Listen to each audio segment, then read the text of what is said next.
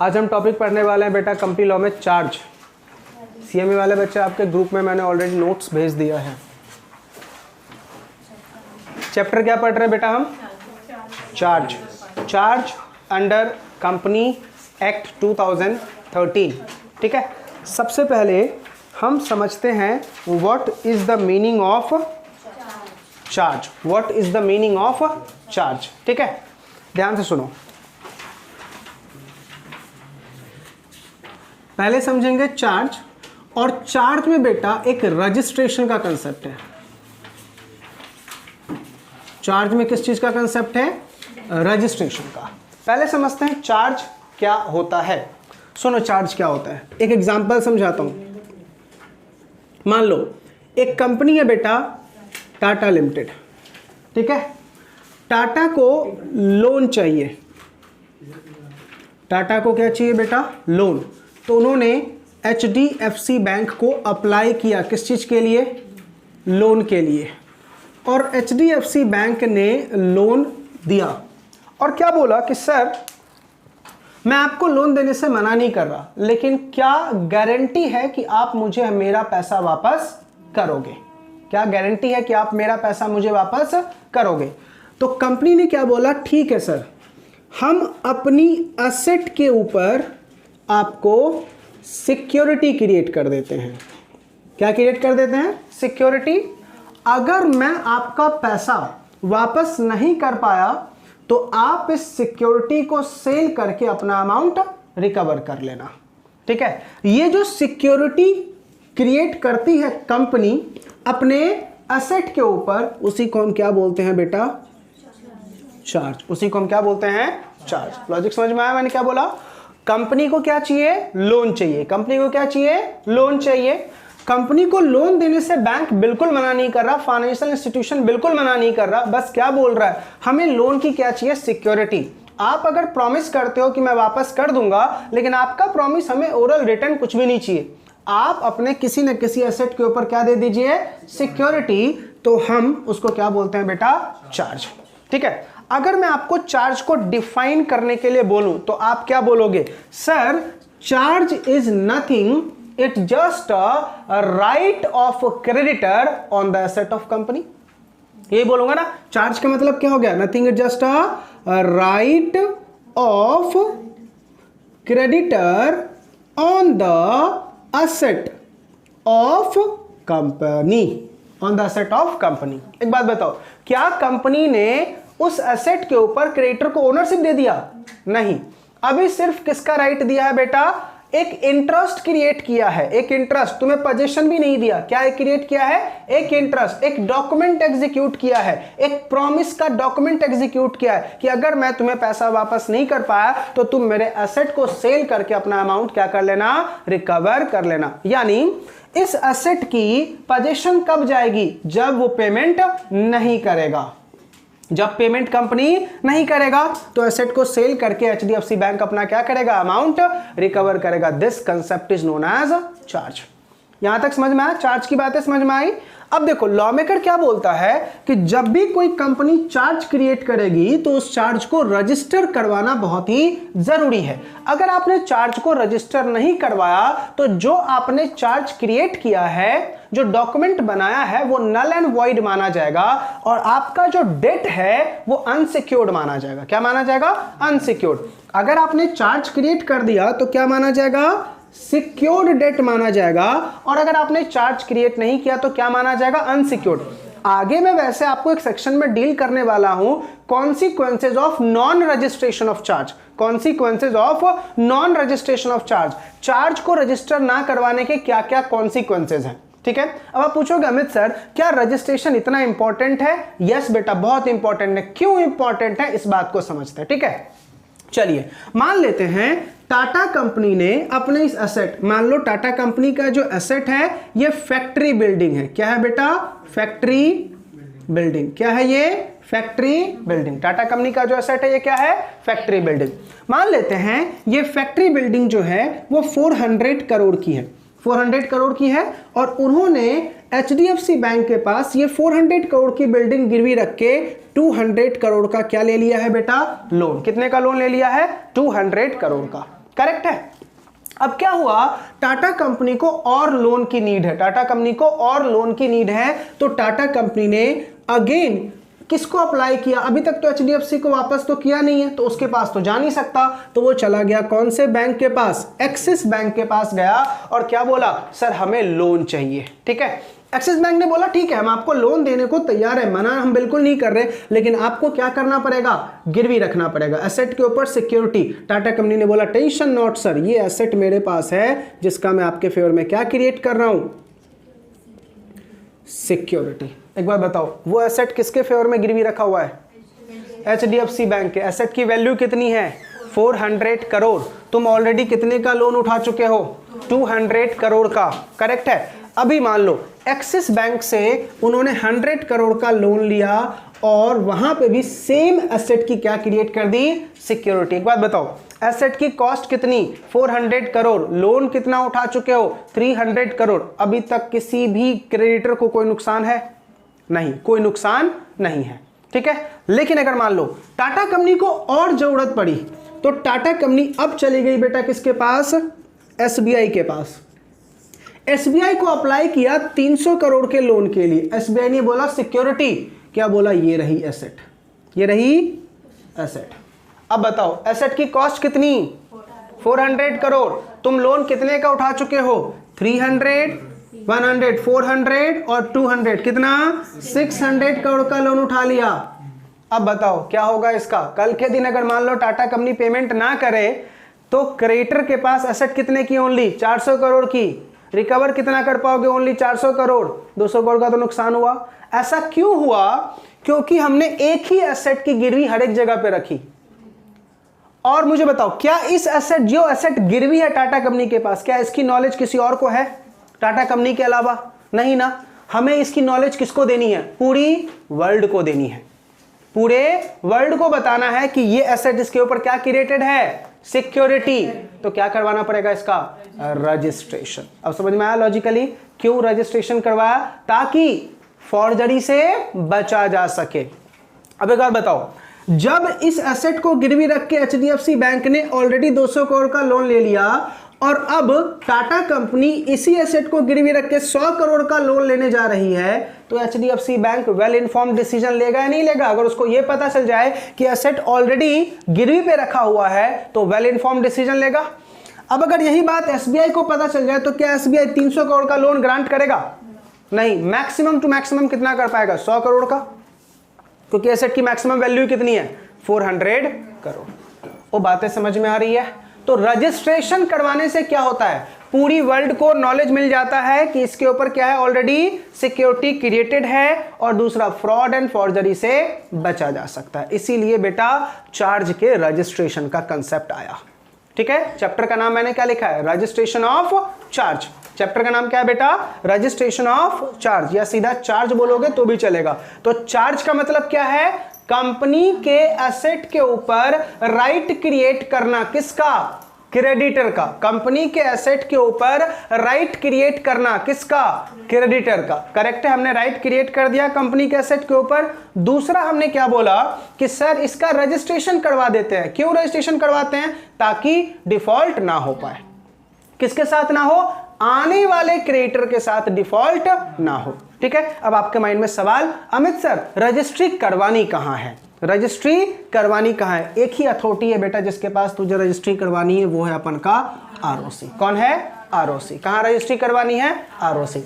अब पूरे चैप्टर का जिस्ट समझ में आया। इस पूरे चैप्टर में हम क्या पढ़ने वाले हैं, कौन से एसेट के ऊपर चार्ज क्रिएट किया जा सकता है, कब रजिस्ट्री करवानी है, जब एसेट पैसा वापस कर देंगे तो चार्ज, जिस एसेट के ऊपर सिक्योरिटी क्रिएट किया था चार्ज, उसको रिलीज कैसे करवाएंगे। ये सारी बातें हम कहां पढ़ने वाले हैं बेटा, इस चैप्टर में। बताओ लॉजिकली ये चैप्टर का बेस क्लियर हुआ, हम इस चैप्टर में क्या पढ़ने वाले हैं, करेक्ट है। सुनो, चार्ज नाम के चैप्टर में हमें ज्यादा कुछ नहीं पढ़ना बेटा। सेक्शन नंबर 77 से शुरू करेंगे और 87 पे आके खत्म। ओनली 11 सेक्शंस, ओनली 11 सेक्शंस बेटा पढ़ने हैं। चलो आगे, अब सेक्शन के साथ शुरू करें। चलिए, सेक्शन के साथ शुरू करने से पहले बेटा चार्ज का मीनिंग मैंने आपको बता दिया और चार्ज की रजिस्ट्री क्यों करवाते हैं ये मैंने आपको बता दिया। चलो बताओ चार्ज का मीनिंग क्या है। बोलो ऐसे, कंपनी के एसेट के ऊपर क्रेडिटर का राइट क्रिएट करना, इसी को क्या बोलते हैं? चार्ज। अच्छा, चार्ज की रजिस्ट्री क्यों करवाते हैं? दो पर्पस के लिए। आने वाला क्रेडिटर वेल इन्फॉर्म्ड डिसीजन ले कि उसको लोन कितना देना चाहिए, दूसरा फ्रॉड एंड फॉर्जरी से बचा जा सके, और तीसरा पूरी वर्ल्ड को यह बता दे कि इस एसेट के ऊपर ऑलरेडी सिक्योरिटी क्रिएटेड है, जो भी आ रहे हो अपने रिस्क बेसिस पे क्या देना? लोन देना। करेक्ट है? क्लियर? अच्छा, रजिस्ट्री कहां करवानी है? आरओसी के पास। रजिस्ट्री कहां करवानी है? आरओसी के पास। ठीक है, अब समझो बेटा, चार्ज दो टाइप का होता है। कितने टाइप के होते हैं बेटा? चार्ज दो टाइप का होता है। एक होता है फिक्स्ड चार्ज। एक क्या होता है बेटा? Fixed charge. एक होता है फ्लोटिंग चार्ज। एक क्या होता है बेटा? फिक्स्ड चार्ज, और एक होता है क्या आपका?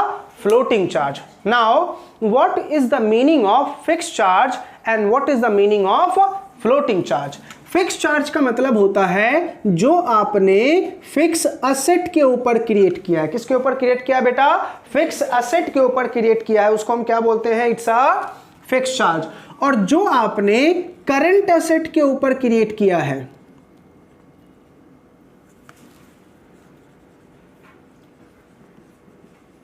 किसके ऊपर क्रिएट किया बेटा?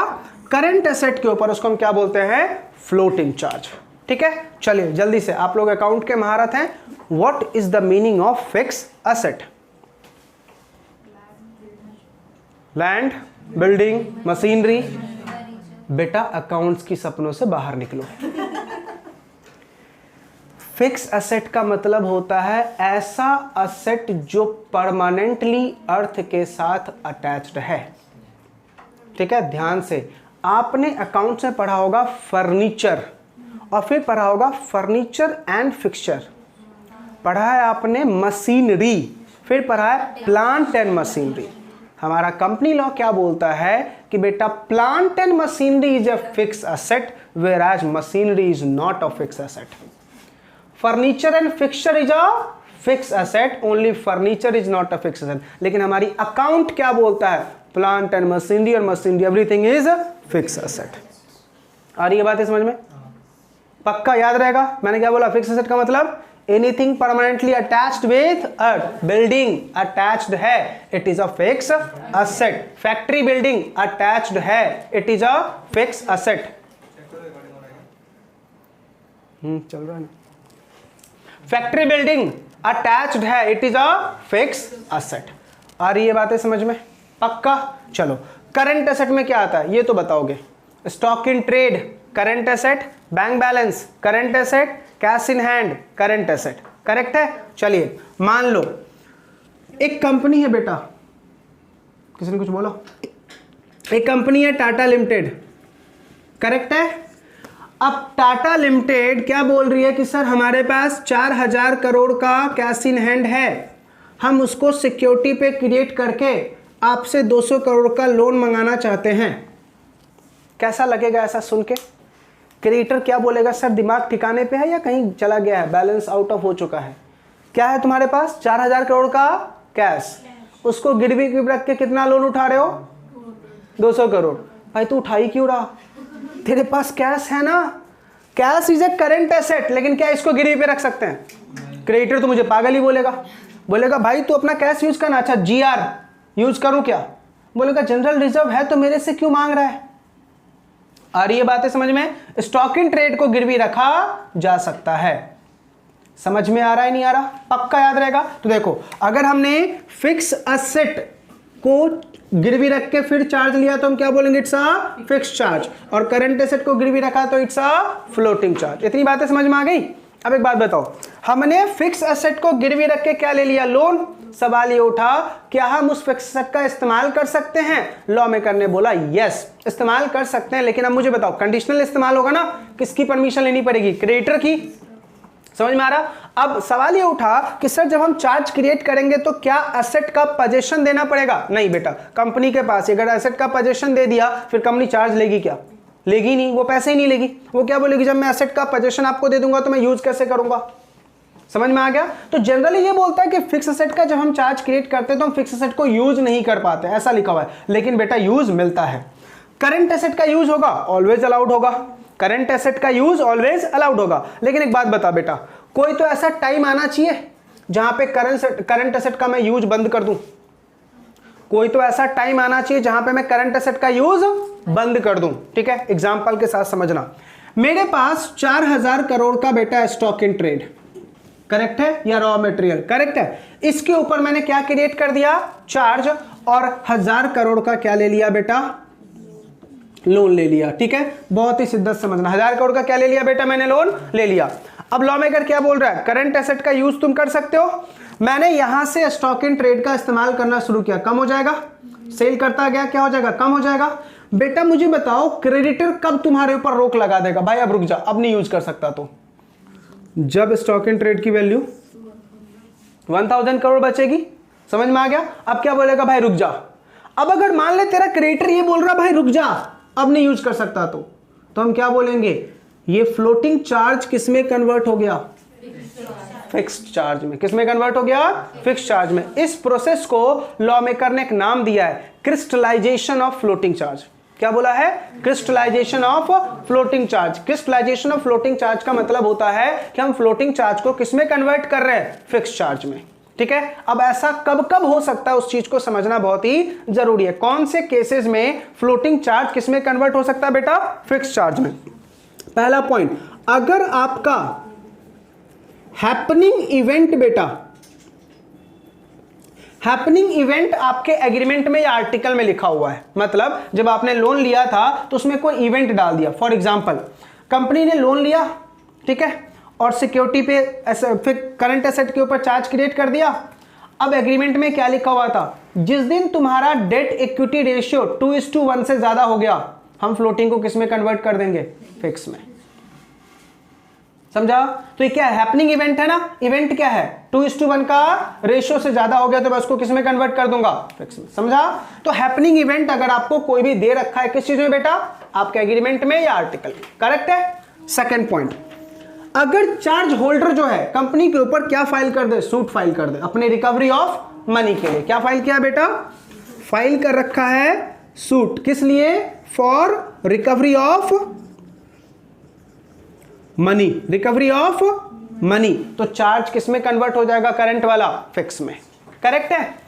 नेक्स्ट पॉइंट ध्यान समझना, हमने क्या बोला कि हमने सर सूट फाइल कर रखा है किस चीज के लिए, रिकवरी ऑफ मनी के लिए। सूट फाइल कर रखा है किस चीज के लिए बेटा, रिकवरी ऑफ मनी के लिए। तो करंट एसेट का चार्ज जो है किसमें कन्वर्ट हो जाएगा, फिक्स एसेट में। करंट एसेट का चार्ज किसमें कन्वर्ट हो जाएगा, फिक्स एसेट में। अब आगे समझना ध्यान से, सर कंपनी लिक्विडेशन में चली गई, लिक्विडेशन समझते हो ना, वाइंडिंग अप में कंपनी चली गई, तो चार्ज अपने आप किसमें कन्वर्ट हो जाएगा बेटा, फिक्स में। चार्ज किसमें कन्वर्ट हो जाएगा, फिक्स में। तीन बातें अभी तक समझ में आई। क्या बोला मैंने, पहला हैपनिंग ऑफ इवेंट, दूसरा तुम केस फाइल कर रहे हो फॉर रिकवरी और कंपनी कहां चली गई, लिक्विडेशन में, तो किसमें चार्ज कन्वर्ट हो जाएगा बेटा, फ्लोटिंग का, फिक्स में। एंड लास्ट, अगर बिजनेस बंद हो गया बेटा, बिजनेस क्लोज हो गया, तो इन चार केसेस में फ्लोटिंग चार्ज किसमें कन्वर्ट हो जाएगा बेटा, फिक्स चार्ज में। इस कंसेप्ट को क्या बोलते हैं, बोलो, क्रिस्टलाइजेशन ऑफ फ्लोटिंग चार्ज। आप सिंपल वर्ड में क्या याद रखो,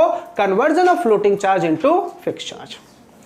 ठीक है, चलिए दोबारा फटाफट रिकैप करवा दूं बेटा। हमने क्या बोला, चार्ज दो टाइप के होते हैं, फिक्स चार्ज और फ्लोटिंग चार्ज। फिक्स चार्ज किसके ऊपर क्रिएट होता है, फिक्स असेट के ऊपर। फ्लोटिंग चार्ज किसके ऊपर क्रिएट होता है, करंट असेट के ऊपर, करेक्ट है। लेकिन एक टाइम पे करंट एसेट का चार्ज किसमें कन्वर्ट हो जाएगा, फिक्स असेट में कन्वर्ट हो जाएगा। करंट एसेट का चार्ज बेटा किसमें कन्वर्ट हो जाएगा, फिक्स असेट में कन्वर्ट हो जाएगा। ऐसा कब होगा, ऐसा कब होगा, इन चार इवेंट में। पहला क्या बोला मैंने, हैपनिंग ऑफ इवेंट। दूसरा क्या बोला, सूट फाइल कर रहे हो, कौन सूट फाइल कर रहा है, creditor for recovery of money. तीसरा, कंपनी कहां जा रही है बेटा, लिक्विडेशन में। और चौथा, बिजनेस क्या हो रहा है, क्लोज हो रहा है। तो करंट एसेट का चार्ज किसमें कन्वर्ट हो जाएगा बेटा, फिक्स असेट में। इतनी बातें समझ में आ गई। तो देखिए अभी तक हमने 15 मिनट में क्या क्या पढ़ा, 20 मिनट में क्या क्या पढ़ा। सर चार्ज क्या होता है ये हमने पढ़ लिया, ठीक है। फिर हमने क्या पढ़ा, चार्ज की रजिस्ट्रेशन क्यों होती है। फिर हमने क्या पढ़ा, चार्ज कितने टाइप का होता है। क्या अभी तक हमने सेक्शन शुरुआत किया? नहीं, ठीक है। चलिए अब हम क्या पढ़ने वाले हैं कि सर चार्ज की क्या करवानी होती है, रजिस्ट्री। चार्ज की क्या करवानी होती है बेटा, रजिस्ट्री। अब हम सेक्शंस के साथ डील करेंगे, फॉर्म नंबर के साथ डील करेंगे, कब रजिस्ट्री करवानी है, कौन से फॉर्म में। पूरे चार्ज चैप्टर में CHG 1 से लेके CHG 10 तक का फॉर्म नंबर हमें याद रखना है। कितना, CHG 1, ठीक है। ध्यान से, ये जो CHG है ना बेटा, चार्ज के चैप्टर का, मान लो कभी तुम कंफ्यूज हो गए कि चार्ज के चैप्टर का फॉर्म नंबर क्या है, तो याद रखना CHG से चार्ज के चैप्टर का फॉर्म नंबर शुरू होता है। किससे, CHG से। कंपनी लॉ में एक चीज बहुत अच्छी है बेटा, नई कंपनी एक्ट में, पुरानी कंपनी लॉ में सिर्फ फॉर्म नंबर लिखा होता था। नई कंपनी एक्ट में बहुत अच्छी बात क्या कर रखी है, हर एक चैप्टर के उनके शॉर्ट नोट्स बना के फॉर्म बनाए। जैसे डायरेक्टर का फॉर्म अगर तुम्हें कभी देखना हो तो DIR के सीरीज पे जाओ, ठीक है। जनरल मीटिंग का फॉर्म देखना हो तो MGT के सीरीज पे जाओ, ठीक है। चार्ज का फॉर्म देखना है तो CHG के सीरीज पे जाएंगे, ठीक है। रजिस्ट्रेशन यानी इनकॉर्पोरेशन का फॉर्म देखना है तो INC के सीरीज पे जाएंगे। समझ में आ गया। तो हर एक चैप्टर के लिए डिपॉजिट का फॉर्म देखना है तो DPT के सीरीज पे जाएंगे, ठीक है। तो ये कोड वर्ड है बेटा हर एक चार्ज का। तो मैंने क्या बोला, यहां पे अपन को कितने फॉर्म्स पढ़ने हैं, CHG 1 से लेके CHG 10 तक का फॉर्म हमें पूरे चार्ज चैप्टर में पढ़ना है। क्लियर। चलिए शुरू करते हैं बेटा हम अपना। यहां तक समझ में आ गया। इसमें से 2 क्वेश्चन बेटा एग्जाम में बहुत इंपॉर्टेंट आता है, difference between floating charge and fixed charge, and कब कब फ्लोटिंग चार्ज का क्रिस्टलाइजेशन होगा, 5 नंबर में। याद रहेगा, जल्दी बताओ। 4 केसेस कब कब क्रिस्टलाइज होंगे। पहला, happening of event specified in the deed और article of association. Second, filing a suit by the creditor for recovery of money. Third, liquidation of a company. And fourth, business बंद हो रहा है। तो बेटा क्या होगा, क्रिस्टलाइज होगा। करेक्ट है।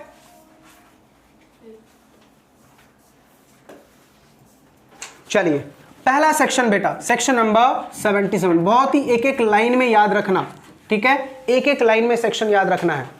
लॉमेकर क्या बोल रहा है कि भाई तू जब भी चार्ज क्रिएट करेगा, चार्ज आपने क्या किया, क्रिएट किया। क्या किया आपने बेटा, चार्ज को क्रिएट किया। क्रिएट करने के बाद it is the responsibility of company, it is the responsibility of company. Company क्या करवाएगा बेटा, ROC को अप्लाई करेगा, किसके लिए, रजिस्ट्रेशन के लिए। किसके लिए, रजिस्ट्रेशन के लिए। करेक्ट है। रजिस्ट्रेशन के लिए जो फॉर्म है वो है CHG 1 और CHG 9। कौन सा फॉर्म है बेटा, CHG 1 या CHG 9, ठीक है। CHG 1 या CHG 9 करेक्ट है। अब ध्यान से, CHG 1 कब यूज करेगा, CHG 9 कब यूज करेगा। CHG 9 फॉर डिबेंचर,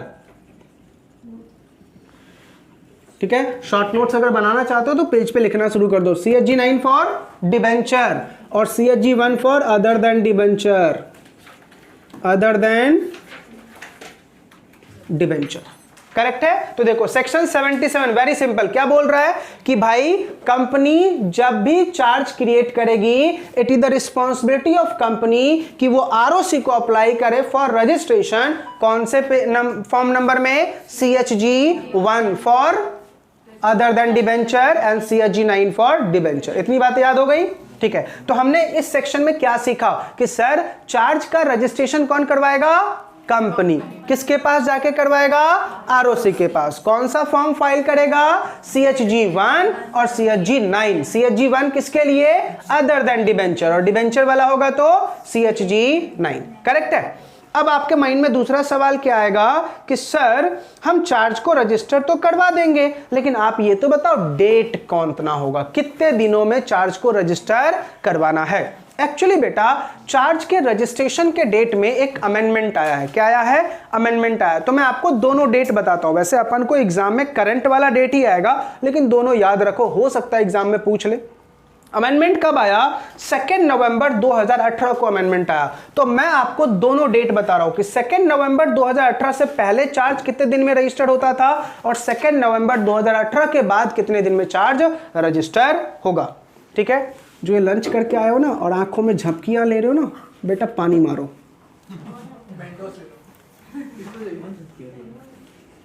किसी की आंखों में मुझे झपकियां दिखी।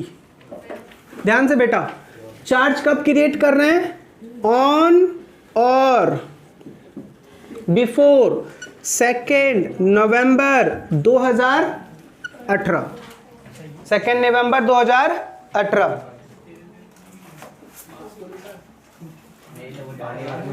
ऐसे मत, बिफोर करो, बिफोर 2 नवंबर 2018। अब यहां पे आफ्टर, ऑन और आफ्टर, ऑन और आफ्टर 2 नवंबर 2018। ठीक है, तो हम 2 डेट सीख रहे हैं बेटा। कौन सा 2 डेट सीख रहे हैं? चार्ज को रजिस्टर करने का 2 डेट सीख रहे हैं। पहला डेट 2 नवंबर 2018 से पहले क्या था, 2 नवंबर 2018 को, या उसके बाद क्या है।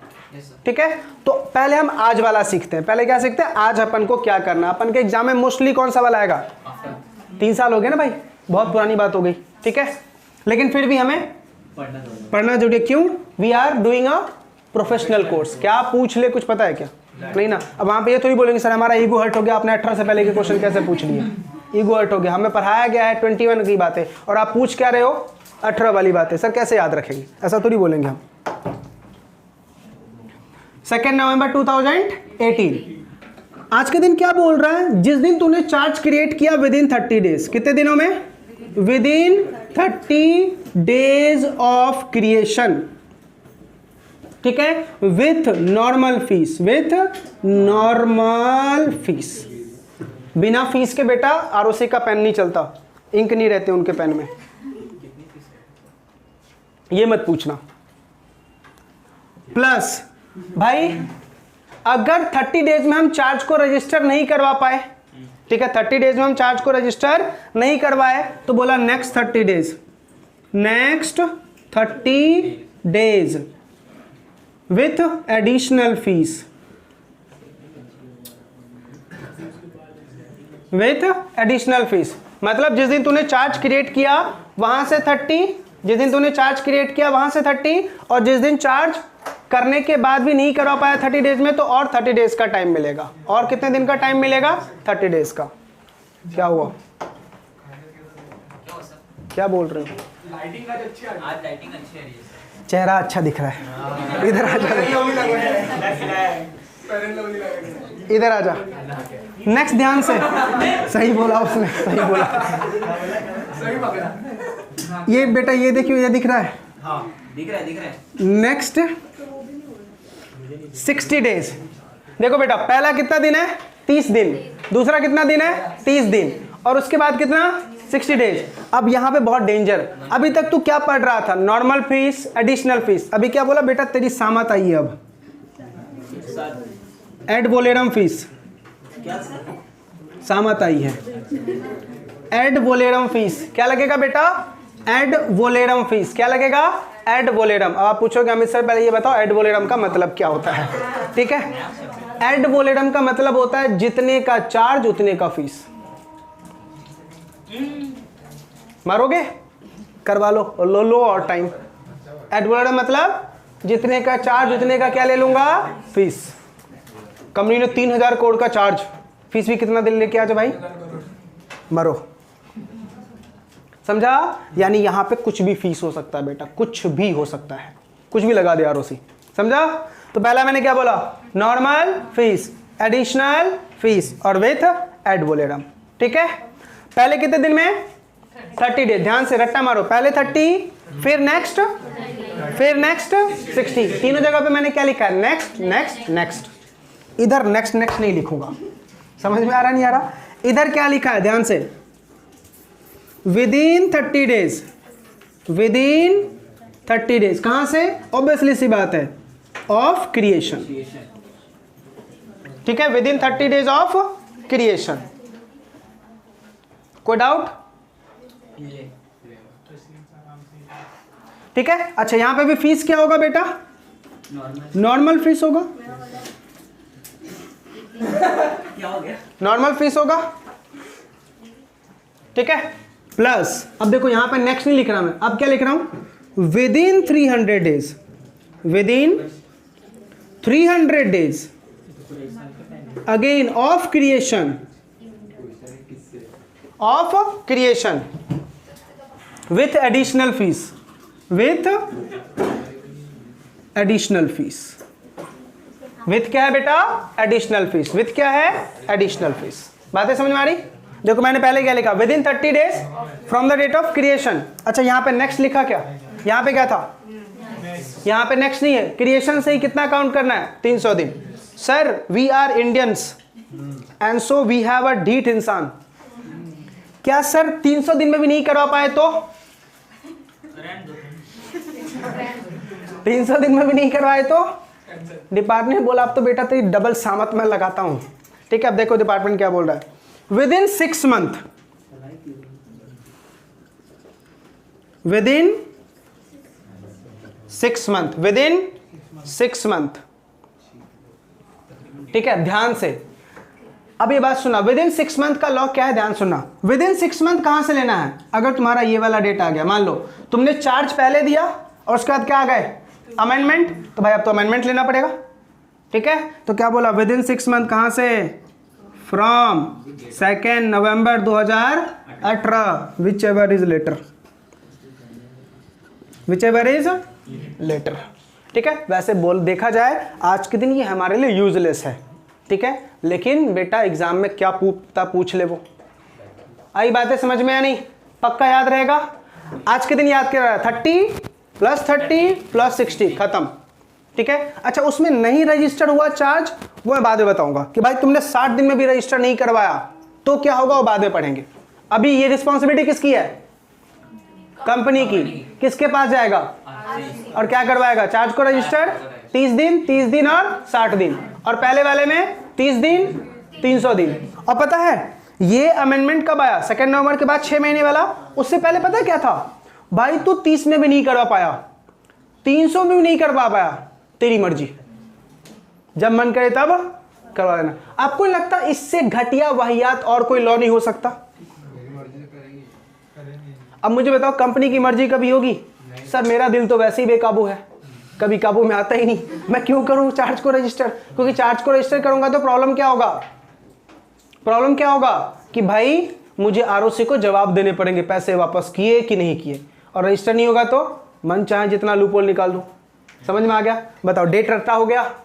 चलो जल्दी से बताओ, सेक्शन 77 क्या बोलता है, कंपनी ने क्या क्रिएट किया, चार्ज। बोलो, कंपनी ने क्या क्रिएट किया, चार्ज। क्या करवाओगे, रजिस्ट्री। कौन करवाएगा, आरओसी। कंपनी किसके पास जाएगा, आरओसी के पास। कौन सा फॉर्म लेके, ऐसा कब लेगा तू, अदर देन डिबेंचर, और CSG 9 में डिबेंचर वाला। ठीक है, चलो आ जाओ, 2 नवंबर 2018 या उसके बाद कितने दिन में, 30 days with normal fees. 30 days में नहीं करवा पाया तो और 30 डेज विथ एडिशनल फीस, उसमें भी नहीं करवा पाया तो विथ एड वोलेडम फीस। करेक्ट है? अच्छा 2 नवंबर से पहले 30 डेज में नहीं करवा पाया तो 300 डेज कहां से, क्रिएशन से, और अमेंडमेंट आने के बाद क्या बोला, 6 महीने का टाइम दे रहा हूं, whichever is later. Correct है? आज के लिए ये प्रोविजन हमारे लिए यूजलेस है। For industry perspective, for exam perspective, everything is useful. ठीक है, यहां तक क्लियर? चलिए सेक्शन 77 बेटा खत्म। अब बताओ इससे चिंदीगिरी कुछ हो सकता है क्या? लिख लिया सबने? पुराना वाला लिखा हुआ है नोट्स में, सिर्फ नया वाला तुम्हें लिखना था। 30 30 60, 30 30 60। रफ करूं? क्लियर है? चलिए, तो ये बेटा आपका खत्म हो गया क्या, सेक्शन नंबर 77। देखो कितना चिंदी सा सेक्शन था, खत्म। अब आते हैं बेटा section number 78।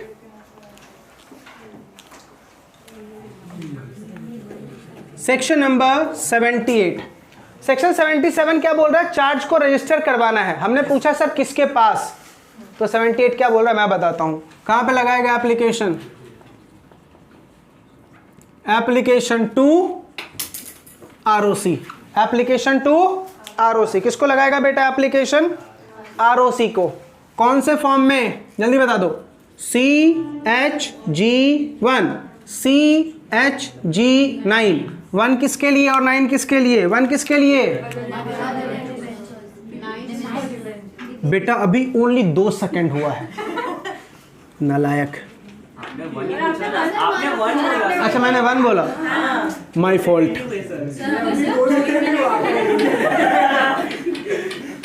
Other than debenture. चलिए, तो 78 क्या बोल रहा है भाई?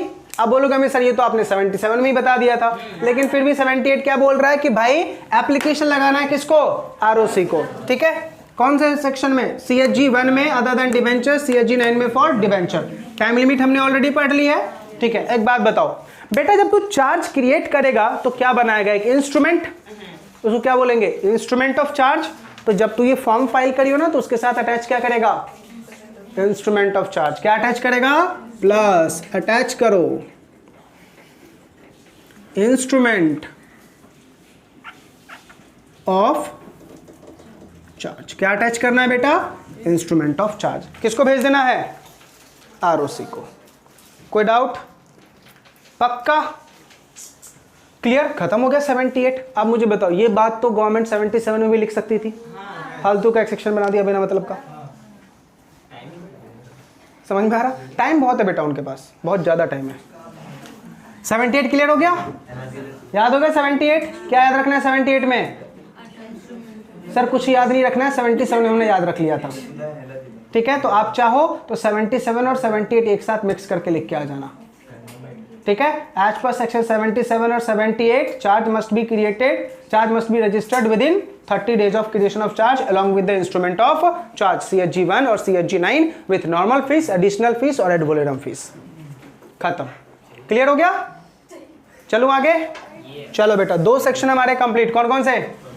77 और 78। अब आएंगे किसके ऊपर? 79। Section number 79। ठीक है, अब देखो 79 पहले सेक्शन बना क्यों? 79 सेक्शन बना क्यों बेटा? इंसान है बेटा, हम इंसान हैं, गलती हो सकती है, गलती हो सकती है। या फिर ये हो सकता है कभी माइंड में कुछ और ख्याल आया और अभी कुछ और ख्याल आ रहा है, तो हम क्या कर सकते हैं? चेंज। तो 79 किसको डील करता है? Modification of charge. किसको डील करता है बेटा? Modification of charge. ठीक है, अब ध्यान से बेटा, चार्ज को मॉडिफाई कैसे करना है, कौन से फॉर्म में करना है और कब करना है? चार्ज को मॉडिफाई कैसे करना है, कौन से फॉर्म में करना है और कब करना है? अब बोलोगे अमित सर ये सारी बातें पहले बाद में, पहले ये बताओ मॉडिफिकेशन करते क्यों है? मॉडिफिकेशन करते क्यों? मान लो आपको एग्जाम में पूछ लिया 4 नंबर में क्वेश्चन कि बेटा मॉडिफिकेशन क्यों करती है कंपनी, उसका रीजन बता दे। आप मुझे बताओ, क्या बताओगे रीजन? बोलो तो जरा, एक दो रीजन बता दो। सिंपल, आप क्या बोलोगे? सर जब चार्ज क्रिएट हो रहा है इसका मतलब लोन ले रहा है, लोन फोकट में मिलेगा, लोन के ऊपर क्या अटैच होगा? इंटरेस्ट। अभी मैं क्या चेंज करना चाहता हूं? Change in rate of interest. समझ में आ गया?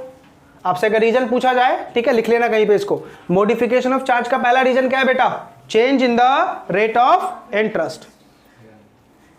ठीक है, अच्छा बताओ दूसरा, बताओ, दिमाग लगाओ, दूसरा क्या चेंज कर सकते हो? Change in the repayment schedule. भाई अभी मैंने 2 साल में प्रॉमिस किया था, वादा कर रहा हूं 2 साल में दे दूंगा, नहीं है पैसे, 4 साल का वादा कर रहा हूं। Change in the repayment schedule. समझ में आ रहा है बेटा सबको?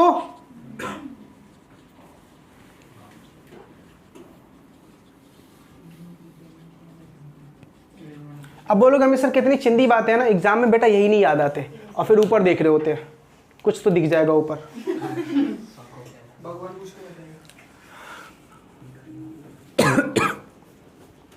Next, change in tenure. Change in tenure and then कभी कभी ये भी तो हो सकता है पार्शियल रीपेमेंट। Partial repayment. तो इस वजह से बेटा हम क्या करते हैं? चार्ज का मॉडिफिकेशन करते हैं। क्या करते हैं बेटा? चार्ज का मॉडिफिकेशन करते हैं। करेक्ट है? कोई डाउट?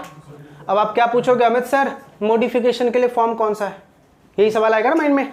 सर मॉडिफिकेशन के लिए फॉर्म कौन सा है? तो याद रखो बेटा, मॉडिफिकेशन के लिए फॉर्म है CHG3। CHG3 कौन सा फॉर्म है? CHG3। बस यही लिखा हुआ है किसमें बेटा, सेक्शन नंबर 79। 79 क्या बोलता है, हमें चार्ज का क्या करना है बेटा, मॉडिफिकेशन करना है। चार्ज का क्या करना है, मॉडिफिकेशन करना है। समझ में आ गया। तो मॉडिफिकेशन ऑफ चार्ज के लिए कौन सा फॉर्म इस्तेमाल करेंगे, फॉर्म नंबर 3। मॉडिफिकेशन का रीजन समझ में आ गया, ठीक है। ये रीजन देखा जाए तो आम रीजन है बेटा, इस रीजन की वजह से हम क्या करते हैं, मॉडिफिकेशन। चलो फटाफट बताओ, 79 किसको डील करता है, अच्छा 77 किसको डील करता है, creation of charge. 78 form number apply कैसे करना है, और 79 मॉडिफिकेशन। क्रिएशन के लिए दो form, CHG1 CHG9, 1 for other than debenture, 9 for debenture, और मॉडिफिकेशन के लिए 3। आ रही है बातें समझ में, कोई डाउट?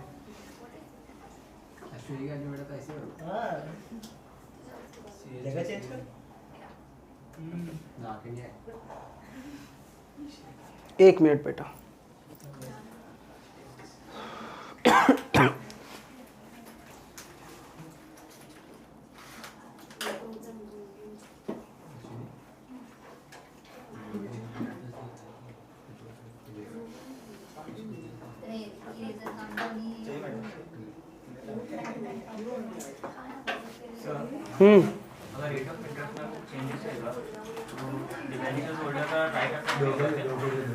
डिबेंचर होल्डर का कैसे राइट इफेक्ट होगा,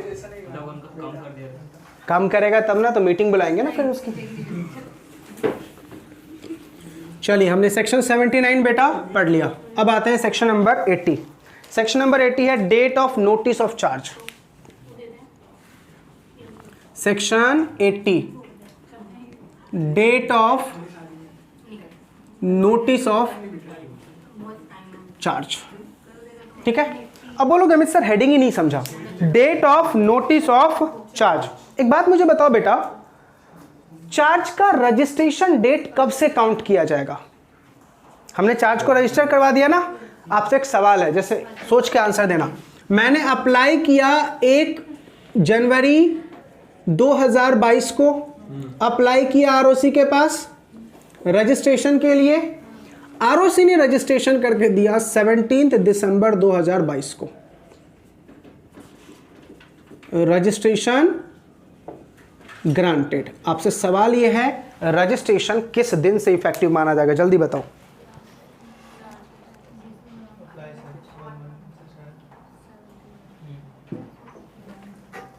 कहां से बेटा? लॉ मेकर बोलता है अप्लाई से। लॉ मेकर कहां क्या बोलता है बेटा? अप्लाई से। समझ में आ गया? बस इसी के लिए सेक्शन नंबर 80 बोला है। समझा? याद क्या रखना है? Section number 80 date of notice of charge कब से माना जाएगा बेटा? ग्रांट कभी भी हो, लेकिन इफेक्टिव कहां से माना जाएगा?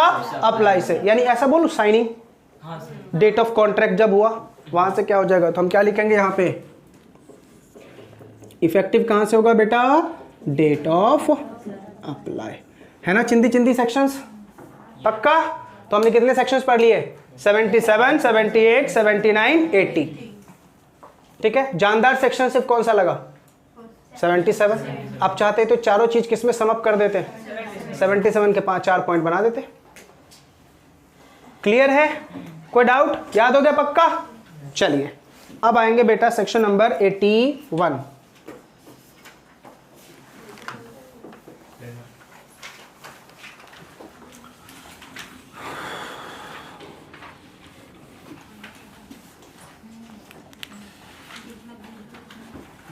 सेक्शन नंबर 81 डील करता है बेटा register of charge kept bye ROC. Register of charge kept bye ROC. एक बात मुझे बताओ, तुम चार्ज की रजिस्ट्री किसके पास करवा रहे हो? आरओसी के पास। एक बात मुझे बताओ, टाटा कंपनी ने, रिलायंस ने, सत्यम ने, इन्फोसिस ने, महिंद्रा ने, सब ने अपनी चार्ज की रजिस्ट्री करवाई। क्या आरओसी को इतना याद रहेगा? सबकी क्या मेंटेन करके रखोगे तुम? रजिस्टर मेंटेन करके रखोगे। अब मुझे बताओ, एग्जाम में एक चिंदी सा क्वेश्चन तुम्हें ये पूछ लिया, भैया बताइए चार्ज में, रजिस्टर में क्या लिखा होगा, तो क्या लिखेगा तुम? इस रजिस्टर ऑफ चार्ज में क्या लिखेगी आरओसी, तो क्या लिखोगे?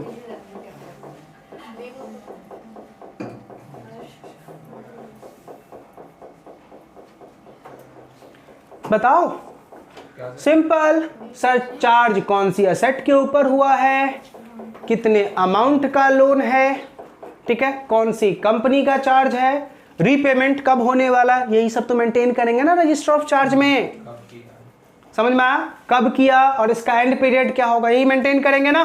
तो सेक्शन नंबर 81 सिंपल क्या बोलता है कि आरओसी जब भी कभी कोई कंपनी चार्ज को रजिस्टर करवाएगा तो आरओसी अपने पास एक रजिस्टर मेंटेन करके रखेगा कि और लिखे के रखेगा कि कौन सी कंपनी ने रजिस्ट्रेशन करवाया है हमारे पास चार्ज का, तभी तो आरओसी के पास रिकॉर्ड रहेगा। समझ में आया। अब मुझे बताओ, जब चार्ज का पेमेंट हो जाएगा तो उस रजिस्टर से नाम काट दिया जाएगा। चार्ज का पेमेंट हो गया, तुम्हारी एसेट रिलीज कर दी जाएगी, अब तुम्हारा नाम उस रजिस्टर से क्या हो जाएगा बेटा, हट जाएगा। सिंपल याद रहेगा। तो आपको याद क्या रखना है बेटा, रजिस्ट्रेशन ऑफ चार्ज, जो भी चार्ज आपने क्रिएट किया है उसका रजिस्टर कौन मेंटेन करके रखेगा, आरओसी मेंटेन करके रखेगा। अब आपके माइंड में सवाल आ रहा होगा, क्या अमित सर ये रजिस्टर कंपनी को मेंटेन करने की जरूरत नहीं है क्या ये रजिस्टर कंपनी मेंटेन नहीं करेगी? करेगी बेटा, लेकिन उसके लिए अलग से सेक्शन है, उसके लिए अलग से सेक्शन। अभी याद क्या रखना है कि क्या मेंटेन करके रखना है, रजिस्टर। कौन मेंटेन करके रखेगा, आरओसी। करेक्ट है। चलो बेटा, अब आएंगे सेक्शन नंबर 82।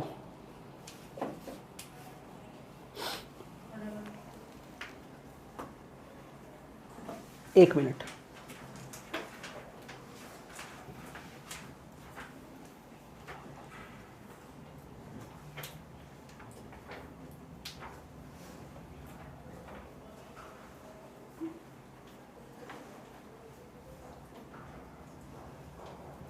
चलो नेक्स्ट सेक्शन है बेटा section number 82। Section number 82 deal करता है satisfaction of charge. Satisfaction of charge, satisfaction का मतलब पता चला क्या? सेटिस्फैक्शन का मतलब रीपेमेंट, लिख लो। सेटिस्फैक्शन का मतलब क्या है बेटा, रीपेमेंट। हमने जो पैसा लिया था लोन का वो हम क्या कर रहे हैं बेटा, वापस कर रहे हैं। ठीक है। चलो एक बात बताओ, कंपनी ने लोन का पैसा वापस कर दिया, कंपनी ने लोन का पैसा वापस कर दिया, किसको, क्रेडिटर को। ठीक है। क्या ये बात सपना आएगा आरओसी को? सपना दिखाना पड़ेगा। कौन दिखाएगा सपना? कंपनी। किसको? आरओसी को। ठीक है। तो आपसे अगर किसी ने पूछ लिया कि बेटा सेटिस्फैक्शन ऑफ चार्ज कौन फाइल करेगा, तो क्या बोलोगे? कंपनी फाइल करेगा। किसको फाइल करेगा? आरओसी को फाइल करेगा। किस फॉर्म में फाइल करेगा? CHG-4 में। कौन से फॉर्म में बेटा? CHG-4 में। कितने दिनों के अंदर में? तो बोला विद इन 30 डेज। कितने दिनों के अंदर में? With in 30 days. कहां से 30 डेज काउंट करना है? Of satisfaction, of satisfaction. Clear है? तो CHG-4 किसके लिए यूज करते हैं बेटा? सेटिस्फैक्शन के लिए।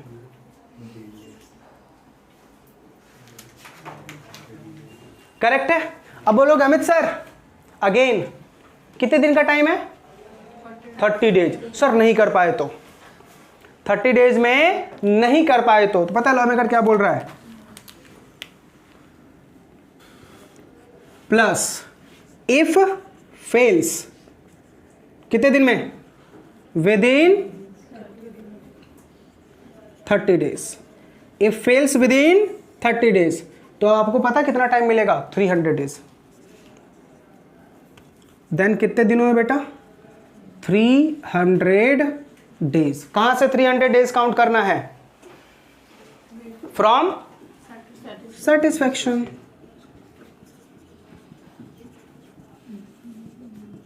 कौन से फॉर्म में?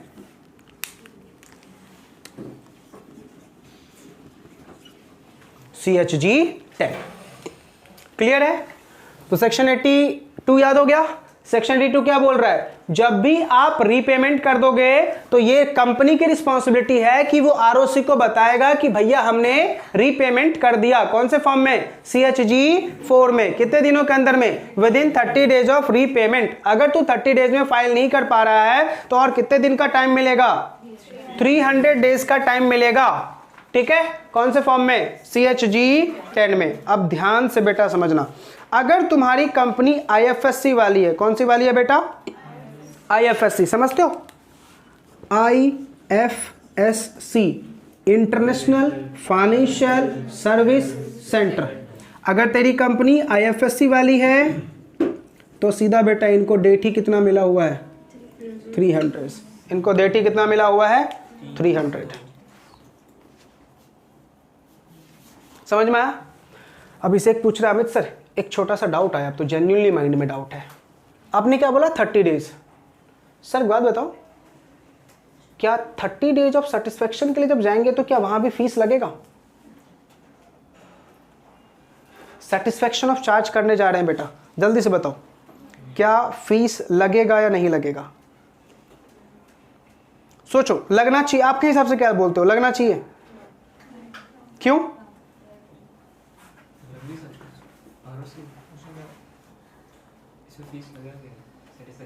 सेटिस्फेक्शन ऑफ चार्ज के लिए बेटा फीस लगेगा या नहीं? एज सच बेटा लॉ ने कुछ इसके बारे में बोला नहीं है, लेकिन तो 30 डेज में नहीं कर पाया तो कहां? 300 दिन, इसके लिए एडिशनल फीस लगेगा। इसके लिए क्या लगेगा? एडिशनल फीस लगेगा। याद रहेगा? तो याद हो गया कौन सा सेक्शन था हमारा? Section number 82। रट्टा हो गया 82? 82 बताओ किसको डील करता है? Satisfaction of charge. Satisfaction of charge. Satisfaction of charge मतलब रीपेमेंट ऑफ चार्ज। कंपनी किसको फाइल करेगी रिपोर्ट? ROC को। कितने दिनों में? 30 डेज में। कौन से फॉर्म में? CHG 4 में। CHG 4 में। अगर 30 डेज में नहीं फाइल कर पाते हो तो कितने दिन में? 300 डेज में विथ एडिशनल फीस। कौन से फॉर्म में? CHG 10 में। IFSC कंपनी के लिए ऑलवेज डेट ही कितना बेटा? 300। कोई फीस नहीं लगती, कोई फीस नहीं लगती है। ठीक है सर? सर सुनो ना सर, हम ढीठ हैं, 300 दिन में भी नहीं कर पाए। हम 300 दिन में भी नहीं कर पाए। पहले कहां? 30 डेज में ROC। ROC क्या, मुझे बताओ, आपसे एग्जाम में क्वेश्चन पूछ दिया 1 नंबर में, ROC की कितनी औकात है एक्सटेंशन करने की, तो क्या बोलोगे? 300 दिन। उसके बाद ROC की औकात है? नहीं। अब बेटा ROC तो 300 दिन से ज्यादा एक्सटेंशन नहीं कर पाएगा। अब हम किसके पास जाएंगे? अब यहां से बेटा लिख रहा हूं, ये आ रहा है ना? If fails in 300 days. मैं लॉ बनाता तो मैं सीधा लिखता डूब के मर जाऊं नलायक को चुल्लू भर पानी में। ध्यान से, अगर 300 दिन में आप फाइल नहीं कर पाए देन अप्लाई किसको? To RD। बताओ RD का फुल फॉर्म? Regional director. ठीक है? और अप्लाई जब करना ना, उसके साथ अपना एक फोटो भेजना, वो भी हाथ जोड़ के। समझ में आ रहा नहीं आ रहा? अप्लाई जब करोगे तो एक फोटो भेजना ROC के RD के पास कि भैया अपन को क्या दे दो? एक्सटेंशन दे दो। मजबूरी थी, हम 300 दिन में। मार्कर नहीं है भाई, स्कार से तो जैसे अब बोल के चलाओ। कुछ दे दो ना, अरे है ही नहीं भाई मार्कर, मैं कहाँ से दूँ? पेन दे दो। नहीं, दोनों खाली है मोस्टली। मैं बंद कर रहा हूँ अंदर से, ठीक है ना? इसको, किसको? रूम को। किसने रोका है भाई? हाँ? किसने रोका है?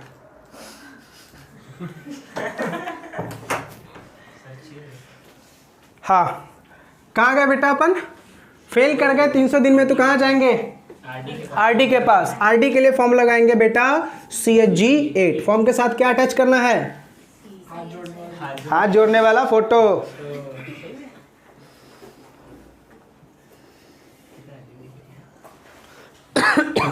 करेक्ट है? चलो अब बेटा एक बात बता, ROC को तो 300 दिन में नहीं कर पाया, किसके पास गया?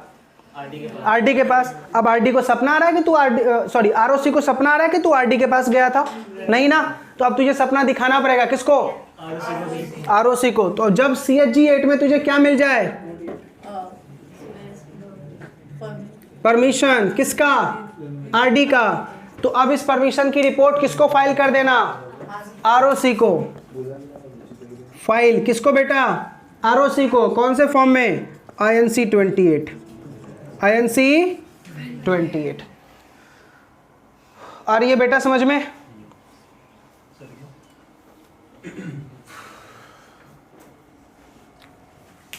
पक्का? दिक्कत है इसमें कोई? अच्छा चलो बताओ, कुछ तो कमी रह गई सर, ढूंढो।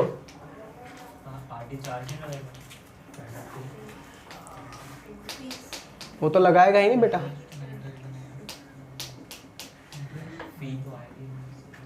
बताओ कुछ तो कमी रह गई।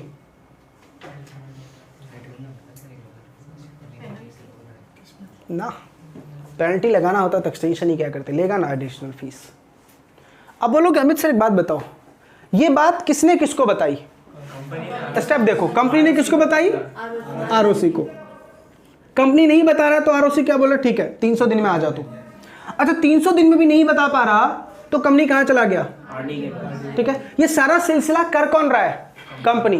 एक बात बताओ, कंपनी ये बोल रहा है मैंने पे कर दिया, क्या आरओसी मान लेगा? किससे क्रॉस चेक करेगा? आरडी से। क्यों क्रॉस चेक करेगा?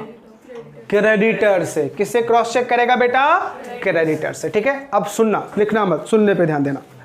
जब कंपनी आरओसी को भेजती है कि भैया मैंने पे कर दिया, सुन लेगा तेरी बात, पे कर दिया तूने, बहुत अच्छी बात है।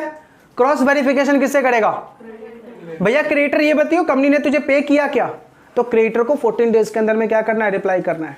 सॉरी, आरओसी पूछ लेगा 14 दिनों के अंदर में किससे? क्रेडिटर से। बेटा बता तुझे पेमेंट मिला या नहीं मिला। अच्छा मुझे बताओ, ये बात बोल के आरओसी किसकी इंटरेस्ट को प्रोटेक्ट करना चाहता है? क्रेडिटर की। कहीं भाई कंपनी फ्रॉड ना कर रहा हो। आ रही है बातें समझ में या नहीं? ठीक है, अच्छा मुझे बताओ, क्रॉस चेक कितने दिनों में करेगा? तो बोला 14 डेज। कहां से 14 डेज? भाई जिस दिन मैंने नोटिस इशू किया, जिस दिन मैंने क्या किया? Notice issue. एक बात मुझे बताओ, चार्ज खत्म हो गई, सेटिस्फाई हो गया, तो आरओसी पब्लिक नोटिस निकाल देना भाई ये चार्ज एसेट फ्री। अभी मैंने क्या बोला था, रजिस्ट्रेशन क्यों करवाते? ताकि पब्लिक को पता चले कि इस एसेट के ऊपर क्या क्रिएटेड है, गिरवी। अब भाई खत्म ना, तो पब्लिक को बता तो दो कि सर गिरवी खत्म। तो नोटिस निकालने के विद इन 14 डेज में चेक किससे कर लेगा? क्रॉस वेरिफिकेशन कर लेगा। किससे बेटा? क्रेडिटर से। ठीक है, तो बस यहां पे एक नोट लिख देंगे, क्या बेटा? Cross verification with in 14 days of notice. किससे बेटा? From creditor. बताओ पूरी कहानी याद हो गई? अच्छा बताओ पूरी कहानी मुझे बताओ, सेक्शन 82 की पूरी कहानी क्या आप बोलोगे? सर कंपनी ने, बोलो मेरे साथ, कंपनी ने पैसा पे कर दिया तो आरओसी को चिट्ठी लिखेगा किसमें? सीएचजी 4 में विद इन 30 डेज कि भाई मैंने पैसा पे कर दिया। अगर 30 डेज में वो नहीं लिख पा रहा तो विद इन 300 डेज। कौन से फॉर्म में? सीएचजी 10 में विथ एडिशनल फीस के साथ। करेक्ट है। आईएफएससी वाली कंपनी होगी उनके लिए 30 है ही नहीं, सीधा कितना है बेटा? 300। लेकिन अगर तू 300 में भी नहीं कर पा रहा है तो कहां जाएगा? आरडी के पास जा। कौन से फॉर्म में अप्लाई करेगा? सीएचजी 8 में। अप्लाई के साथ साथ क्या भेजोगे? भैया मुझे एक्सटेंशन दे दो, मैं नहीं कर पाया। तो आरओडी क्या करेगा? परमिशन अगर ग्रांट कर दिया, इस बात की जानकारी किसको दे देगा तू? आरओसी को। कौन से फॉर्म में? आईएनसी 28 में। इसके बाद आरओसी क्या कर लेगी बेटा? क्रॉस वेरिफिकेशन कर लेगी। किससे? क्रेडिटर से कि भैया तुझे पैसा तेरा मिला या नहीं मिला। खत्म हो गया बेटा सेक्शन नंबर 82।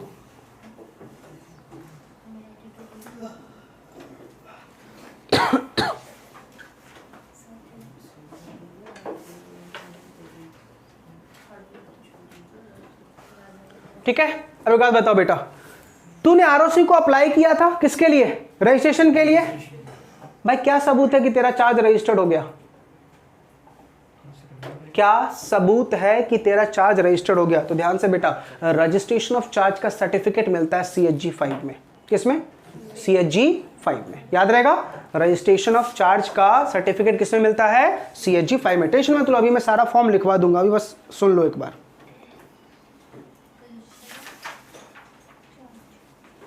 ठीक है, अच्छा बात बताओ, यहां तक सेक्शन समझ में आ गया? ये हमने कौन सा सेक्शन पढ़ लिया बेटा? 82 ना। चलो अब आ रहे हैं बेटा सेक्शन नंबर 83 के ऊपर। बस उसके बाद कितने सेक्शन और रह जाएंगे? 4, तो छुट्टी। Section number 83। ठीक है, अब 83 बेटा पहले समझो मैं क्यों पढ़ा रहा हूं। सेटिस्फेक्शन ऑफ चार्ज कौन भेजेगा? कंपनी। करेक्ट है। ऐसा मान लो, ऐसा कभी ऐसा बाई चांस हो गया, मान लो अमन बहुत ही ईमानदार, टाटा कंपनी का ओनर यही, बहुत ईमानदार बच्चा, ठीक है, अमन, डाउट है क्या? ध्यान से, टाटा कंपनी का ओनर ये है, ठीक है। अब मान लो सौरभ ने इसको लोन दिया, ठीक है, अमन ने टाइम पे पैसा दे दिया, लेकिन अमन इतना बिजी पर्सन है, भूल गया भाई चार्ज को सेटिस्फाई करवाना, आरओसी को भेजना भूल गया। लेकिन सौरभ डबल ईमानदार, सौरभ जाके चला जाता है आरओसी को कि सर सुनो ना, अमन के पास मैंने चार्ज जो क्रिएट किया था ना, अमन ने पैसा दे दिया। बात किसको पता चल चुकी है? ये बात किसने बताई? क्रेडिटर ने, या फिर आउटसोर्स से आरओसी को पता चला कहीं से? तो क्या ROC on its own motion Aman को बोलेगा भैया तू बहुत अच्छा बच्चा है, मैं तुझे सेटिस्फेक्शन ऑफ चार्ज इशू कर रहा हूं? वो बातें कुछ समझ में आ रही? समझ में आ रहा मैं क्या बोल रहा हूं? यानी इस सेक्शन का हेडिंग क्या बनेगा?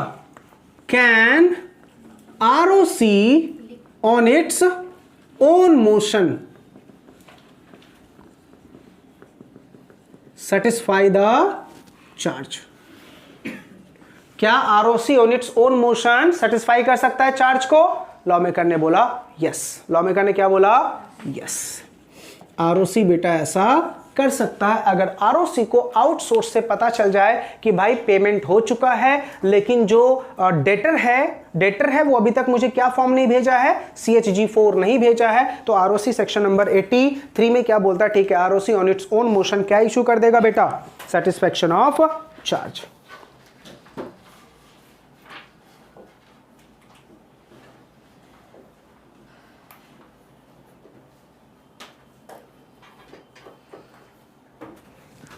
करेक्ट है। चलो यहां तक हमने क्या सीखा कि कंपनी ने पैसा लिया और ईमानदारी से पैसा वापस कर दिया। करेक्ट है। मान लीजिए कंपनी नालायक निकली, कंपनी नालायक निकली, यानी पेमेंट अब वो नहीं कर रहा। नुकसान किसका? क्रेडिटर का। नुकसान किसका? क्रेडिटर का। अच्छा मुझे बताओ, क्रेडिटर को कोई नुकसान है क्या? चार्ज रजिस्टर है ना, क्रेडिटर क्या करेगा? एसेट को सेल करेगा। क्या क्रेडिटर सेल कर सकता है? तो क्रेडिटर किसी न किसी पर्सन को अपॉइंट करेगा। किसको अपॉइंट करेगा? रिसीवर को। किसको अपॉइंट करेगा? रिसीवर को। तो सेक्शन नंबर 84 डील करता है, देखो ध्यान से, section 84, when company fails to pay the debt, fails to pay the debt, तो क्या अपॉइंट होगा बेटा? रिसीवर। देन क्रेडिटर क्या अपॉइंट करेगा बेटा? रिसीवर। रिसीवर किसको बोलते हैं? एक ऐसा इंसान जो कंपनी के एसेट को बेचेगा और हमारा पैसा हमें रिकवर करवा के दे देगा। इसको हम क्या बोलते हैं बेटा? रिसीवर। जैसे फॉर एग्जांपल, सर मैं इंसॉल्वेंट हो गया, ठीक है, मैंने श्री का पैसा ले रखा है, ठीक है, 10 रुपया, इंसॉल्वेंट हो गया मैं, अब मुझे 10 रुपये वापस तो करने हैं ना, कैसे वापस करूं? तो भाई मेरे एसेट्स को सेल किया जाएगा। अब एक बात बताओ, एसेट तो सेल मैं भी कर सकता हूं, लेकिन भाई मैं सेल करने के लायक किधर बचा? इंडियन कॉन्ट्रैक्ट एक्ट के अकॉर्डिंग इंसॉल्वेंट कॉन्ट्रैक्ट, इसीलिए किसको अपॉइंट कर रहे हैं हम? रिसीवर को। अच्छा एक बात बता, तूने रिसीवर को अपॉइंट कर दिया, क्या इस बात का सपना आएगा आरओसी को? क्या दिखाना पड़ेगा? सपना दिखाना पड़ेगा। तो रिसीवर की अपॉइंटमेंट की नोटिस दोगे बेटा, कौन से फॉर्म में? CHG6 में। किसको दोगे? आरओसी को। Very good. किसको दोगे बेटा? आरओसी को नोटिस देना है, कौन से फॉर्म में? CHG6 में। ठीक है सर। एक बात, सौरभ क्या बोल रहा है? अमित सर, मान लो जिस रिसीवर को अपॉइंट किया था वो नालायक घूसखोर निकला, मतलब क्रेडिटर से पैसे लेके क्रेडिटर को पैसे नहीं दे रहा, तो उसको हम चेंज भी कर सकते हैं। चेंज करने के लिए फॉर्म नंबर क्या है बेटा? 6। यानी अपॉइंट करने के लिए फॉर्म कौन सा है? 6। रिमूवल करने के लिए भी फॉर्म कौन सा है? 6। अच्छा CHG फॉर्म किसके लिए यूज करते हैं बेटा? अपॉइंटमेंट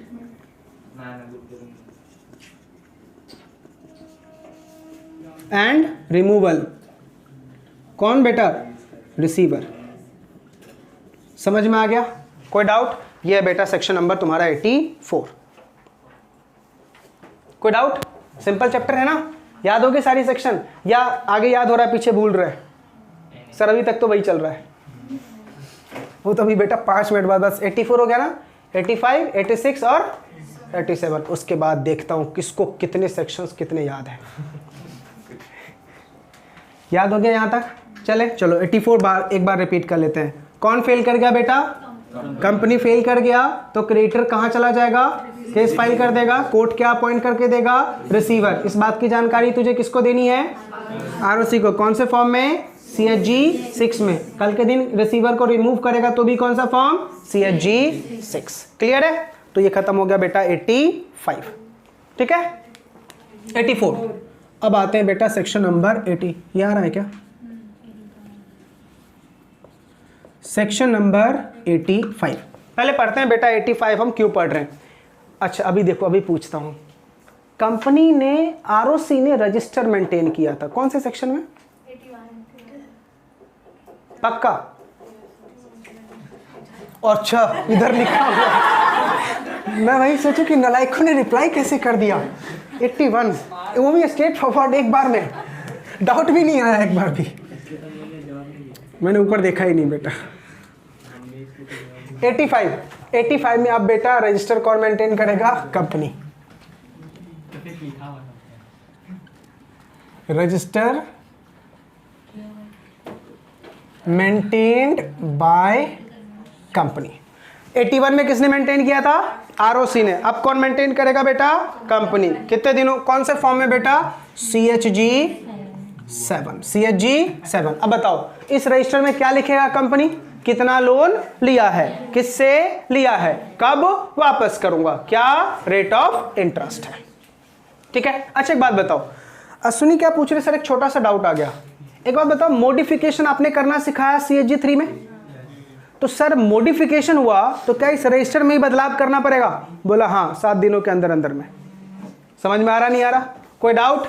तो जब भी आप बेटा रजिस्टर मॉडिफाई करते हो तो उसकी इंप्लीमेंटेशन इस रजिस्टर में हो जानी चाहिए। खत्म बेटा, शुरू होते ही खत्म हो गया। ठीक है। अच्छा CHG 7 सबके लिए है बेटा। मॉडिफिकेशन करोगे या सेटिस्फेक्शन करोगे, कुछ भी चेंज करोगे, सबके लिए क्या है आपका? CHG 7। ठीक है। अब बोलोगे अमित सर एक छोटा सा डाउट है जो आउट ऑफ बॉक्स पूछ रहा हूं। डाउट मेरा ये है सर, एक बात बताओ, आपने चार्ज में हमें 2 चीज बनाना होगा। क्या? एक तो इंस्ट्रूमेंट ऑफ चार्ज है ना। कब बनेगा ये? जब चार्ज क्रिएट होगा। जब चार्ज क्रिएट होगा तो देखो हम क्या बनाते हैं बेटा? Instrument of charge. ठीक है। और एक हमने क्या बनाया? Register of charge. अब आप पूछोगे अमित सर ये रजिस्टर ऑफ चार्ज और इंस्ट्रूमेंट ऑफ चार्ज कितने टाइम के लिए रखना है? ठीक है, तो ध्यान से बेटा, अगर तुम्हारा रजिस्ट्रेशन ऑफ चार्ज है तो ये परमानेंट होता है। कब तक? लिख लेना बेटा ये कहीं पे, ये परमानेंट होता है। ठीक है। और जो इंस्ट्रूमेंट ऑफ चार्ज होगा ये कब तक? 8 ईयर्स। कब तक बेटा? 8 ईयर्स। छोटी बताना 8 ईयर्स कहां से काउंट करूंगा?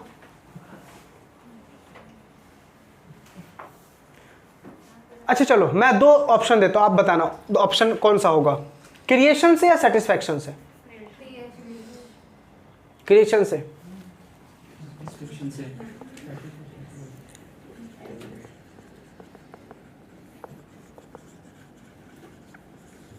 ठीक है। ये एग्जाम में बेटा 1 नंबर में क्वेश्चन पूछता है, 1 मार्क्स में। ठीक है। ये क्वेश्चन आपको कितने नंबर में आएगा? 1 नंबर में, कि बेटा बताना इंस्ट्रूमेंट ऑफ चार्ज जो है वो कितने साल तक मेंटेन करके रखना है। तो क्या बोलोगे सर? 8 ईयर्स तक। कहां से? सेटिस्फैक्शन ऑफ चार्ज से। अच्छा रजिस्ट्रेशन ऑफ चार्ज कितने साल तक मेंटेन करके रखना है? परमानेंट। कब तक मेंटेन करके रखना है बेटा? परमानेंट। कोई डाउट? पक्का? कितने सेक्शन बच गए? 2 सेक्शन और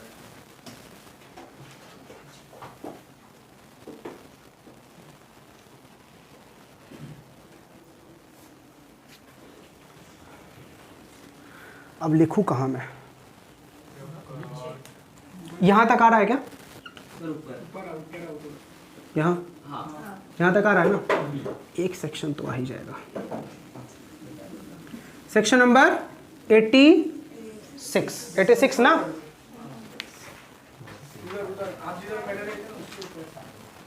यहाँ अच्छा चलो पहले 86 की बात करते हैं। 86 बहुत सिंपल है बेटा। Punishment for contravention. चार्ज के किसी भी सेक्शन का अगर तुमने क्या किया बेटा? कॉन्ट्रावेंशन, मतलब 80 से लेके 85 तक के किसी भी सेक्शन का कॉन्ट्रावेंशन किया तो आपके ऊपर क्या लगेगा बेटा? पनिशमेंट लगेगा। ठीक है, ध्यान से। पनिशमेंट बेटा दो हैं, कंपनी के लिए अलग और ऑफिसर इन डिफॉल्ट के लिए अलग, OID के लिए अलग। कंपनी के लिए कितना है बेटा? 5 लाख। कंपनी के लिए कितना है? 5 लाख। और ऑफिसर डिफॉल्ट के लिए 50,000। कंपनी के लिए कितना बेटा? 5 लाख। ऑफिसर डिफॉल्ट के लिए कितना बेटा? 50,000। ठीक है, ऐसा बेटा तब होगा जब तुझसे जो ये गलतियां हुई है बाय मिस्टेक, मतलब जेन्युइन गलती नहीं है। तो यहां पे क्या लिख रहा हूं? ऐसा पनिशमेंट कब लगेगा? जब ये बाय मिस्टेक होगा।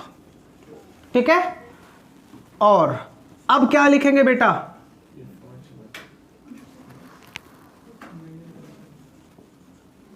बाय, क्या लिखूं इसको? विलफुल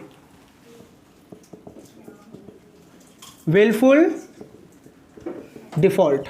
अगर बेटा विलफुल डिफॉल्ट है तो आपके ऊपर सेक्शन नंबर 447 लग जाएगा। विलफुल डिफॉल्ट है तो 447 लिखवा रखा हूं मैं। 447 याद आ रहा? इसको मैंने नाम दिया था AK-47। याद आ रहा? AK-47 की फाइन में लिखवा चुका हूं। क्लियर है? तो अगर बाय मिस्टेक होगा तो कंपनी के लिए कितना? 5 लाख। ऑफिसर डिफॉल्ट के लिए 50,000। और विलफुल डिफॉल्ट होगा तो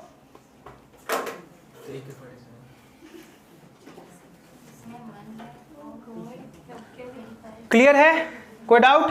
अब आजा बेटा last section, section number 87। Section number 87, rectification और कंडोनेशन इन एनी प्रोविजन। तो बेटा अप्लाई करना होगा किसको? पता है किसको? सेंट्रल गवर्नमेंट को। और यहां पे सेंट्रल गवर्नमेंट का मतलब है RT। किसको अप्लाई करोगे? RT को। ये बेटा तुम्हारा last section, that is central government. याद रहेगा? पक्का? चलिए अब एक बार हम फटाफट से बेटा क्या कर लेते हैं, एक बार पूरा रिकैप।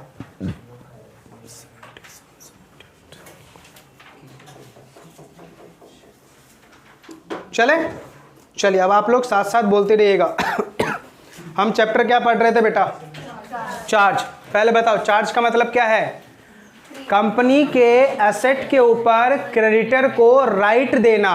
कंपनी के एसेट के ऊपर क्रेडिटर को राइट देना, इसको क्या बोलते हैं? चार्ज।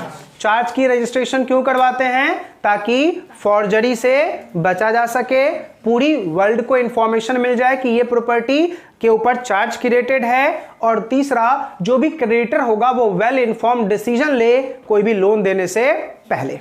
ये 3 बातें क्या हो गई बेटा?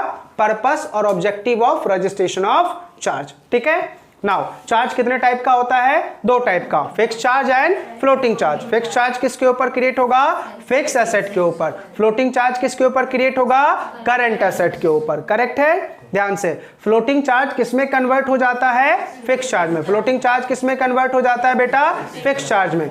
कब फ्लोटिंग चार्ज फिक्स में कन्वर्ट हो जाएगा? तो लॉ मेकर क्या बोल रहा है? 4 केसेस में। कौन से 4 केसेस? बिजनेस बंद हो गया, कंपनी लिक्विडेशन में चली गई, क्रेडिटर ने केस फाइल कर दिया, एंड लास्ट क्रेडिटर ने केस लास्ट डीड में लिखा हुआ है कोई भी इवेंट।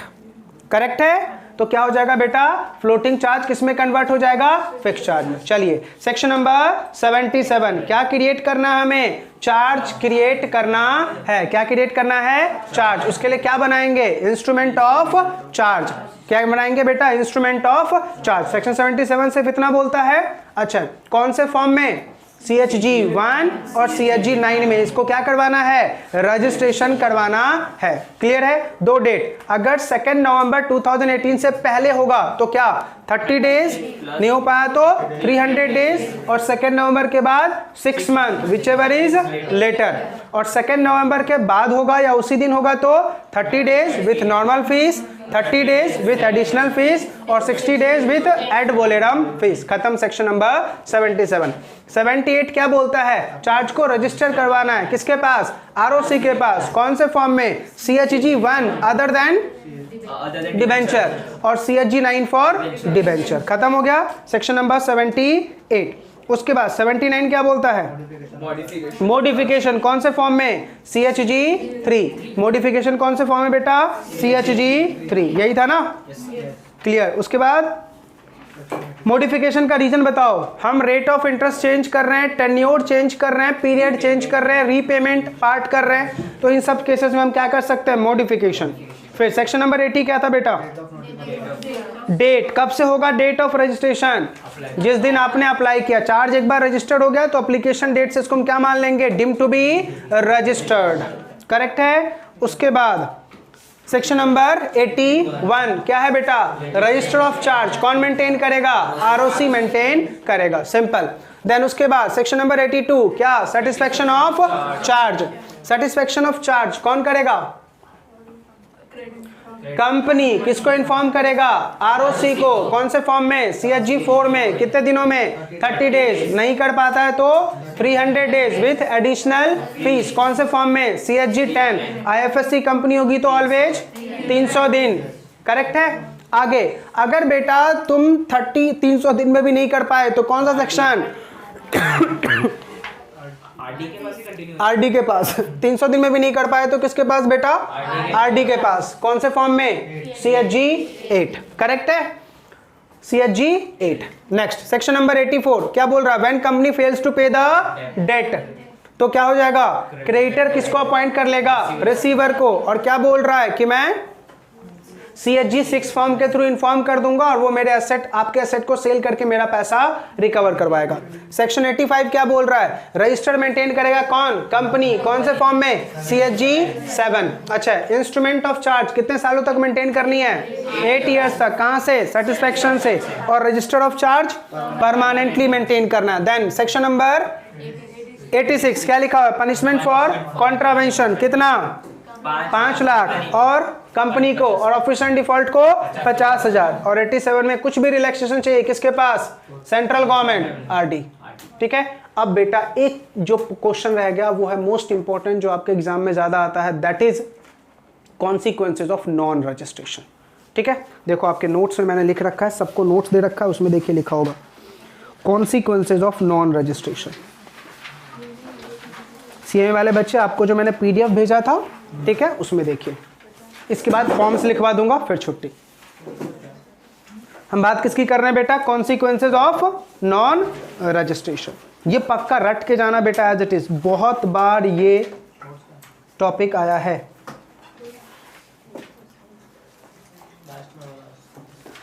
चलिए हम बात किसकी कर रहे हैं बेटा, कॉन्सिक्वेंसेज ऑफ नॉन रजिस्ट्रेशन। हमने चार्ज को क्या नहीं करवाया बेटा, रजिस्टर नहीं करवाया, तो क्या कॉन्सिक्वेंसेज होगा।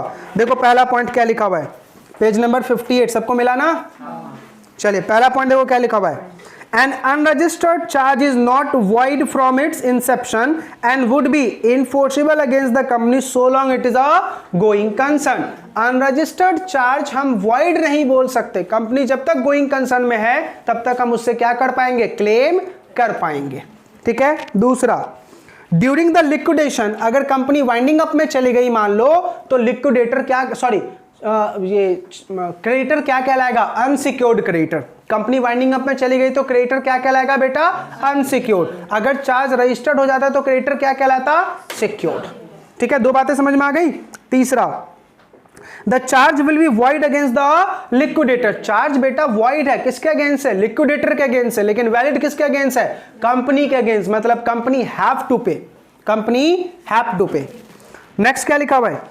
Although security becomes void by non-registration, but it does not affect the contractor obligation of a company to repay. No doubt कि आपने चार्ज को रजिस्टर नहीं किया तो कॉन्ट्रैक्ट वॉइड हो गया, लेकिन इसका मतलब ये नहीं कि कंपनी ऑब्लिगेशन फुलफिल नहीं करेगी, कंपनी हैव टू पे। और अगर कंपनी ने नहीं पे किया तो पेनल्टी बेटा वहां पे जो लिखी हुई है वो आज के दिन खत्म हो गया। जो आज पेनल्टी लगाया हूं वही दिखना, जो वहां पे पेनल्टी लिखी है ना वो खत्म है, अभी वो नहीं है पेनल्टी। अभी कौन सी है? 5 लाख किसके लिए? कंपनी के लिए। ऑफिशियल डिफॉल्ट के लिए 50,000, और विलफुल डिफॉल्ट होगा तो 447 सेक्शन में तुम्हारे ऊपर लगा दूंगा। आ रही है बातें समझ में या नहीं? पक्का? इसी के साथ बेटा ये चैप्टर क्या हो गया? खत्म हो गया। फटाफट से क्या करो, फॉर्म्स नंबर लिख लो जरा जल्दी से। एक जगह पे फॉर्म्स लिखवा देता हूँ, वैसे तो बता दिया है लेकिन फिर भी एक जगह पे लिखवा देता हूँ। लिखो, पहला फॉर्म कौन सा? CHG 1। एक मिनट, सबको पहले कॉपी निकालने दो।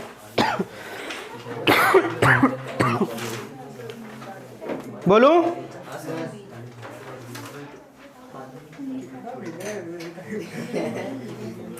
प्रैक्टिस हो रहा है ना, चले लिखे CHG 1। CHG 1 application for registration other than debenture. CHG 1 application for registration other than debenture। ठीक है, नेक्स्ट लिखो CHG 2 certificate of creation of charge. CHG 2 certificate of creation of charge. CHG 2 of creation of charge.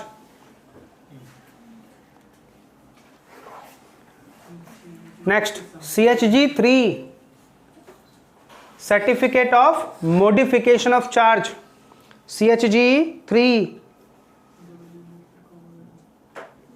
Certificate of modification of charge. Correct है? CHG 4 क्या था बताओ? Repayment of charge. CHG 4 repayment of charge.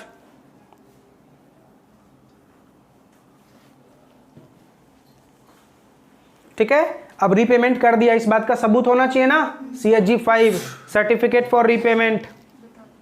CHG 5 certificate for repayment. CHG 5 certificate for repayment. Next CHG 6 क्या था बेटा? Appointment of receiver और manager. Appointment of receiver और manager. CHG 6 appointment of receiver और मैनेजर। CHG 6 बताओ। CHG 7 क्या था? Register of charge maintain by company. CHG 7 register of charge maintain by company. Register of charge maintain by company. CHG 7 correct है। CHG 8 क्या था बेटा? Condonation of delay. याद आ रहा? RD को भेजा था हमने। CHG 8 condonation of delay. CHG 8 correct है। CHG 9 किसके लिए था? Registration of charge for debenture. लिख दो CHG 9 registration of charge for debenture. CHG 9 charge for debenture. CHG 9। CHG 10 क्या था? Reason for delay of satisfaction. CHG 10 reason for delay of satisfaction. Reason for delay of satisfaction.